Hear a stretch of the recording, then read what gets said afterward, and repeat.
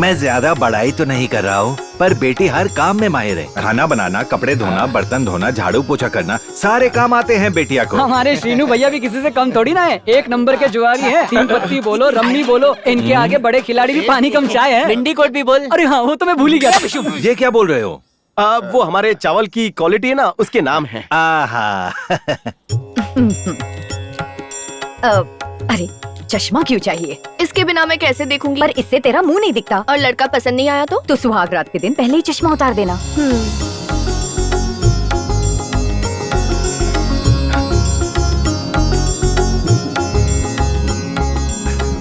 ठीक से देख लेना, सामने जो सफेद कुर्ते में बैठा है ना, वही लड़का है।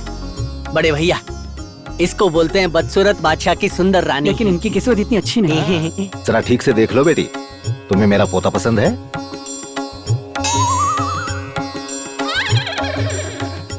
ये कितने हैंडसम है, मुझे ये पसंद है। ये क्या बोल रही है? सच में? दादाजी, मुझे लड़की पसंद है। वाह बढ़िया, हम सबको इनकी बेटी बहुत पसंद है। ये तो अच्छी बात है। अगले रविवार ही सगाई कर देते हैं, सारे परिवार वालों से जान पहचान भी हो जाएगी। अच्छा मुहूर्त देख के शादी कर देंगे। बहुत बढ़िया है। तो ठीक है, हम चलते हैं। नमस्ते। नमस्ते। आप कृपा बनाए रखना।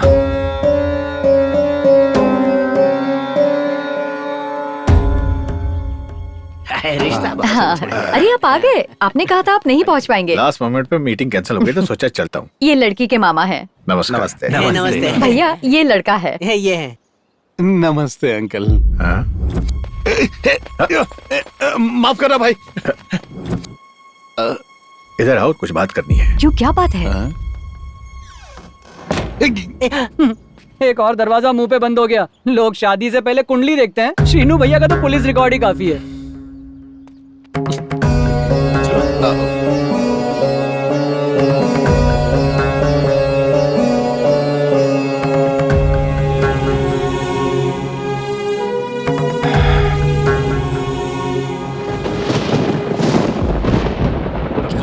अरे लेकिन इतनी देर क्यों हो गई, समझ में नहीं आ रहा क्या करें। हाँ बताएंगे। आज मैंने आप सबको यहाँ एक खास वजह से बुलाया है। हमारा प्यारा ये देवी माँ का मंदिर कुछ ही दिनों में सरकार की निगरानी में जाने वाला है। ये क्या कह रहे हैं आप? अब से सरकारी लोग यहाँ पर सारे प्रोग्राम्स का आयोजन करेंगे।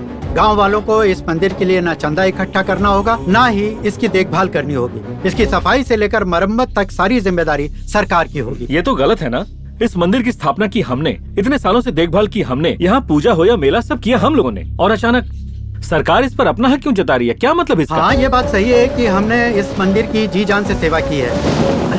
अब हमारे बच्चे पढ़ लिख कर बड़े शहरों में नौकरी कर रहे हैं, तो इस मंदिर की सेवा करने वाले हमारी बात आखिर हैं वो। और तो और, अगर हम ये मंदिर सरकार को सौंप दें तो उन्होंने एक स्कूल, हॉस्पिटल और पानी की टंकी बनाने का वादा किया। इसलिए मुझे लगता है कि ये मंदिर सरकार को सौंप देना एक अच्छा फैसला है।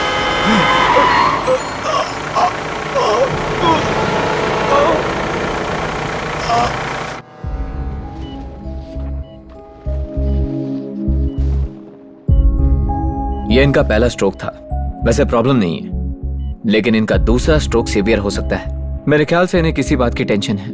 मैं इन्हें 2 दिन में डिस्चार्ज कर दूंगा, फिर आप इन्हें घर ले जाइए। बोला था इतना काम मत करो, लेकिन हमारी बात कोई सुनता ही कहाँ है। देखो अब क्या हो गया। तुम दोनों की वजह से हुआ। कभी फूटी कौड़ी नहीं कमाई है, इसलिए दद्दू इतने परेशान रहते हैं। प्रसाद बेटा, इन दोनों को समझाने का कोई फायदा नहीं है। इन्हें बाहर जाने के लिए कहो। मुझे तुम्हें एक जरूरी बात बतानी है। बात तो ऐसे कर रहे हैं जैसे करोड़ों की जायदाद पड़ी हो, एक फूटी कौड़ी नहीं है। चले भाई चल। सब अपने नाम पे करवा ले। दद्दू कुछ मत बोलिए, आप दवाई लीजिए और आराम कीजिए। सुन, बाईपास रोड के पास हमारी 2 एकड़ जमीन है। मैं जानता हूँ बाईपास रोड पे जमीन है, कोर्ट केस भी चल रहा है। आप शांति से सोइए ना, आप टेंशन मत लीजिए दद्दू। प्रसाद मुझे बोलने दो, मुझे नहीं लगता मेरे पास ज्यादा वक्त है। आप ऐसी बातें क्यों कर रहे हैं? मुझे तुम्हें कुछ बताना है। आज से 26 साल पहले, तुम्हारे पैदा होने के ठीक 2 महीने पहले, उन दिनों तुम्हारे पापा और मैं इस गांव के सोनार हुआ करते थे। तुम तभी अपनी माँ के पेट में ही थे। पता है, उस वक्त ग्राम पंचायत ने मंदिर के पैसों से 1000 ग्राम सोना खरीद के हमें सौंपा था। हमारे गांव की देवी के लिए हार और मुकुट बनाने के लिए वो सोना हमें दिया गया था। बेटा, हमारे लिए ये देवी के आशीर्वाद से कम नहीं था। लेकिन अगले ही दिन जब तुम्हारे पापा तुम्हारी माँ के साथ हॉस्पिटल जा रहे थे, तभी उनका एक्सीडेंट हो गया। डॉक्टर्स ने कहा कि उनके सिर पर गहरी चोट आई है। अगर उनकी जान बचानी है तो उन्हें हैदराबाद ले जाना होगा। बस बिना देर किए मैं तुरंत उन्हें हैदराबाद के हॉस्पिटल में ले गया। डॉक्टर्स ने कहा कि अगर उनका इलाज करना है तो उसमें काफी पैसे लग जाएंगे। मैं तुम्हारे माँ बाप को किसी भी कीमत पर बचाना चाहता था, लेकिन तब मेरे पास उतने पैसे नहीं थे, ना ही कोई उधार देने के लिए राजी हुआ। आखिरकार हताश होकर मैं देवी माँ के पास पहुंचा और फिर मैंने मंदिर का सोना बेचकर हॉस्पिटल का बिल भरा। डॉक्टर्स ने तो बहुत कोशिश की, लेकिन वो उन्हें बचा नहीं पाए। ऑपरेशन करके किसी तरह उन्होंने तुम्हें बचा लिया, फिर मुझे सौंप दिया। तुम्हारे और तुम्हारे दोनों भाइयों के साथ मैं इस गांव में आ गया। अचानक तुम तीनों को पालने की जिम्मेदारी मुझ पर आ गई। लेकिन बेटा, वो दिन आ ही गया जब मुझे मंदिर के गहने लौटाने थे। मैं नहीं जानता था उनसे क्या कहूँ और कैसे कहूँ। मैं बहुत शर्मिंदा था, इसलिए मैंने देवी माँ से माफी मांगी और उन्हें नकली सोने के जेवर बना दिए। नकली सोना मंदिर में ले जाते वक्त मेरे पैर कांप रहे थे। मैं जानता था मैं एक बहुत बड़ी गलती कर रहा हूँ, पर मेरे पास कोई चारा नहीं था, इसलिए मैंने नकली सोना पंचायत को सौंप दिया। सबको लगा कि सोना असली है और सबने मेरी कारीगरी की तारीफ की। जब वो देवी माँ को नकली सोने के गहने पहना रहे थे, मैं चीख कर उन्हें रोकना चाहता था, पर मैं ऐसा कर नहीं पाया। इतना बड़ा पाप करके मैं उस मंदिर में नहीं रुक सकता था। ये आप क्या कह रहे हैं दद्दू? पिछले 26 सालों से देवी माँ ने नकली गहने पहने हुए? हाँ बेटा,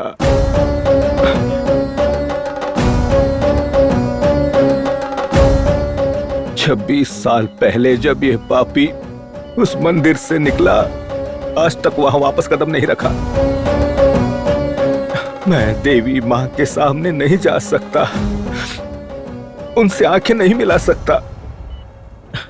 मैंने ठान लिया था कि मैं असली सोने के गहने बनाऊंगा, इसलिए मैंने मेहनत की और किसी तरह 200 ग्राम सोना खरीद भी लिया था। पर तुम्हारे वो भाई सारा सोना जुए में गंवा बैठे।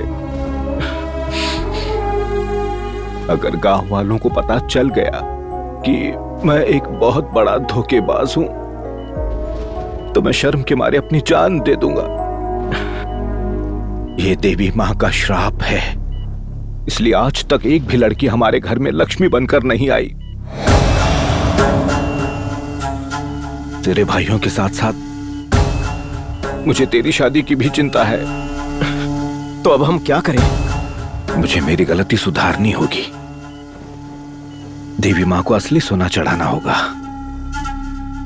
सुन बेटा, मरने से पहले एक बार मैं देवी माँ से माफी मांगना चाहता हूँ। आप चिंता मत कीजिए, बस आराम कीजिए, मैं रास्ता निकालता हूँ।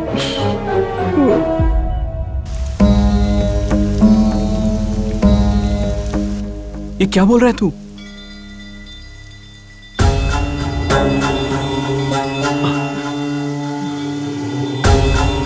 क्या बोल रहा है? देवी माँ को नकली सोना चढ़ाया गया था? तुझे नहीं लगता किसी को इस बात की भनक लगी होगी? पता नहीं।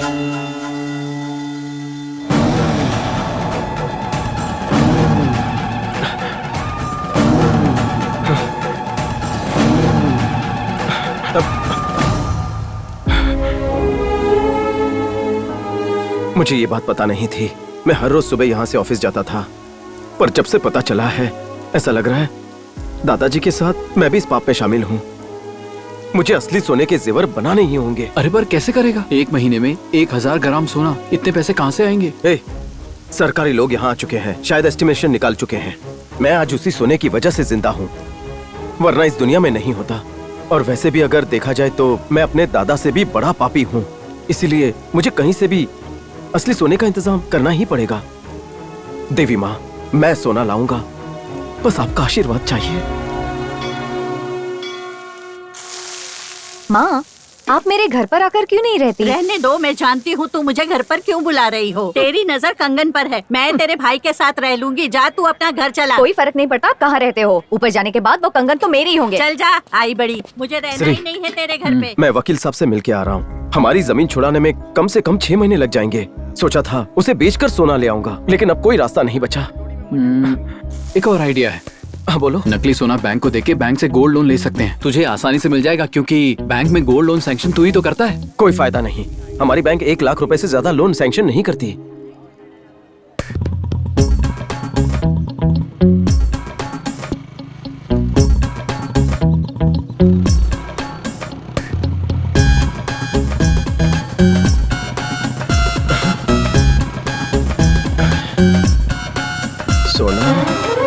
प्रसाद, मेरा लोन का काम तो हो जाएगा ना, कब आऊँ पैसे लेने? हाँ, बुधवार को आना। बस रुक दे। ठीक है, चल जा। प्रसाद, मैं कब से तुझे ढूंढ रहा था। क्यों, क्या हुआ? मेरे पास एक जबरदस्त आइडिया है। वो क्या? तुझे तो पता ही है ना, अपना मैनेजर क्या करता है, किसी और के गहने सुवर्णा को देता रहता है और सुवर्णा 3-4 दिनों में उसे वापस लौटा देती है। हाँ तो? अरे मैं ये कह रहा हूँ, बैंक में कई लोगों ने आकर अपना सोना गिरवी रखा है, हम उसका इस्तेमाल करके देवी माँ के गहने बना देंगे। पहले सुन ले, 6 महीने में तुझे तेरी जमीन मिल जाएगी, तू उसे तुरंत बेच देना और उसके बाद सारा सोना वापस लॉकर में रख देना। अबे पागल है क्या? मेरी नौकरी जाएगी। अगर सरकार को पता चला तो तेरे पूरे परिवार को खतरा है।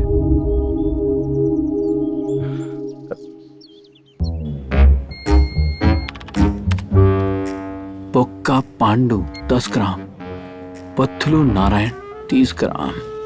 ये देख, राजू नागराज बगल वाले गांव से। तूने जानता है क्या? बहुत अच्छे से।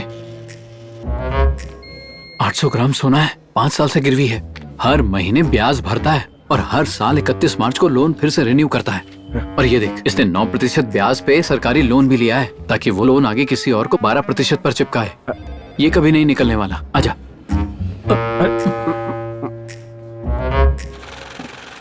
चल आजा, आजा, आजा।